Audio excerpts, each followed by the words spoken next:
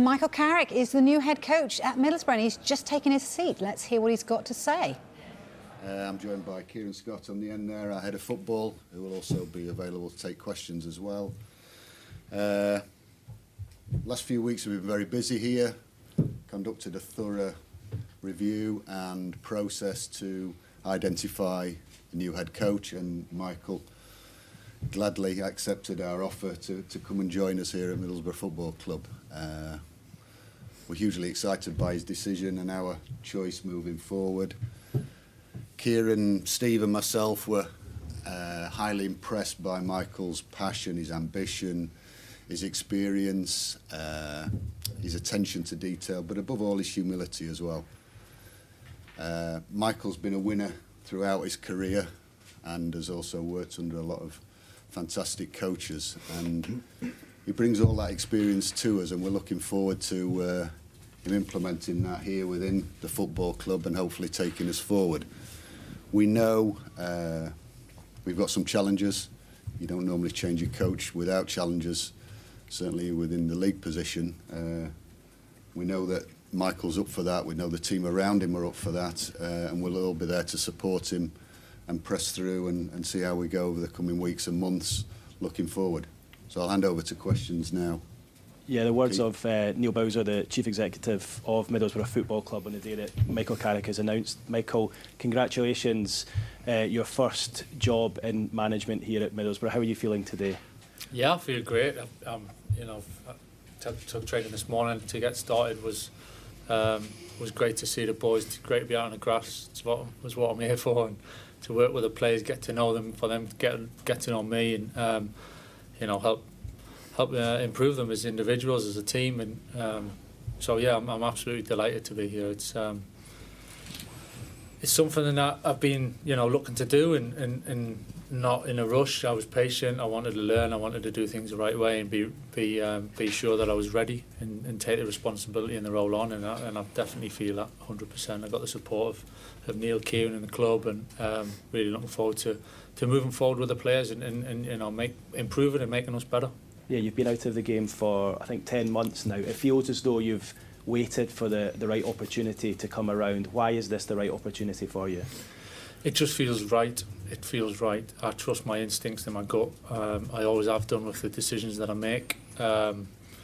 Obviously, I've got a real affinity with the North East. I was here as a 9-year-old boy, 10-year-old boy, and 11-year-old boy, and then I moved on after that. So full circle. It's football throws up some funny things at times, And my dad was here as a player and played in the reserves when.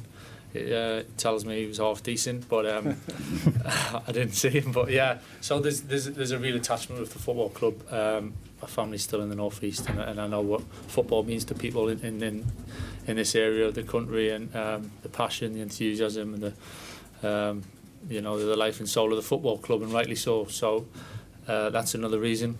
And of course the fact that there's so many managers, and Steve's given them the first chance and gone on to be successful, but more importantly that I think being given the chance to develop, to learn, to dare I say it, make the odd mistake here and there, but the trust and the willingness to work together and give, like myself, I want to give youngsters a chance, and if you're good enough you deserve a chance, and if you're good enough you're old enough, and hopefully it's a situation same as me stepping in as head coach and how Steve and the club sees it. We've seen you out in the training pitch with the players this morning. You held a meeting with them beforehand.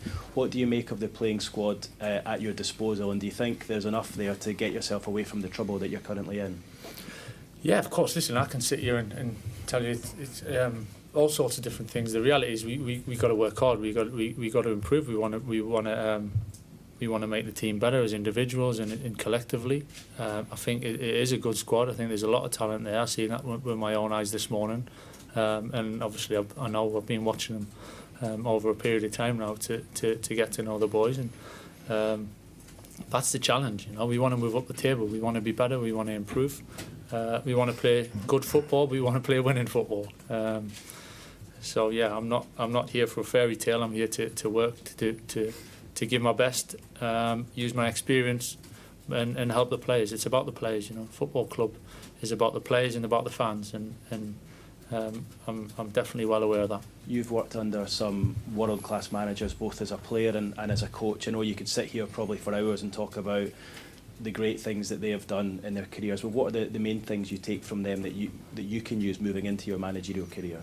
There's an awful lot of things. I mean, it's more things that you've seen that sometimes you don't realise where it's come from. That's experience, I suppose, in all walks of life, where sometimes it just trips in there and you've seen someone else do it, and then it's not until maybe I've done it myself and I think about it and like, oh, actually, you know, that manager done it or that coach done it at a certain time. And I think that's the beauty of experience and being able to work closely with such great coaches and managers that I've been fortunate to do.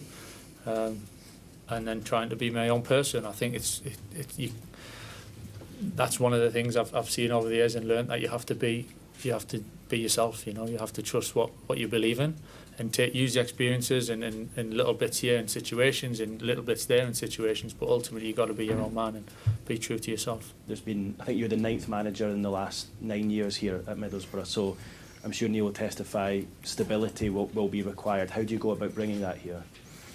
Yeah, of course. I think you've got to be realistic. I think you've got to be calm without being, relaxed. I think you've got to be calm and you've got to be focused and see the bigger picture. Understand, for me, as a football club, my passion is younger players and connecting the whole club with the academy, for the 21s, and with the first team, and giving younger players a chance and making feel everyone who's at the club is here. There's a purpose to it, and we're trying to do things in a certain way.